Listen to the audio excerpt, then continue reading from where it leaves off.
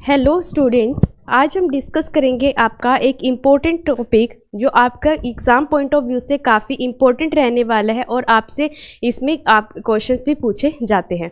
आज का जो टॉपिक रहेगा प्रीडेटरी डंपिंग एंड आपका जो परसिस्टेंट डंपिंग है।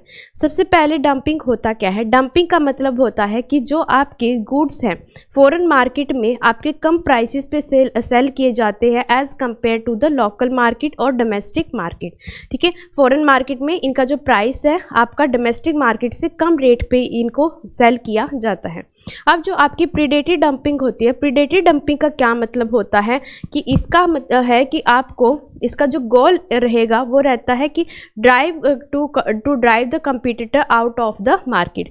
बेसिकली यहाँ पर होता क्या, प्रीडेटरी डंपिंग में जो goods and services of foreign market में बहुत ही कम दामों पर बेची जाती हैं, इसका जो मेन पर्पस रहता है कि इतना प्राइस कम कर दे कि जो आपके कंपटीटर्स है फॉरेन मार्केट में वो मार्केट से बाहर हो जाएं और एक मोनोपोली जो है गेन कर सके वो।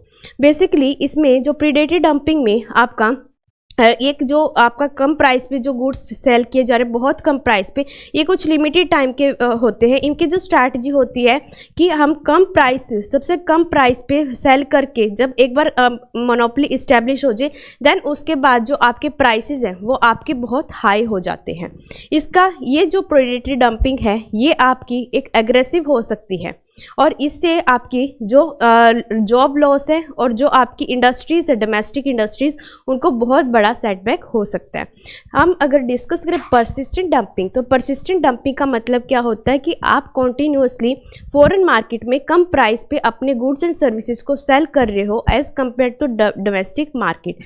ये बेसिकली आपका कंसिस्टेंट रहता है। इसका जो मेन एम रहता है वो रहता है मार्केट शेयर को मेंटेन करना और मार्केट शेयर को इंक्रीज करना over a long period of time.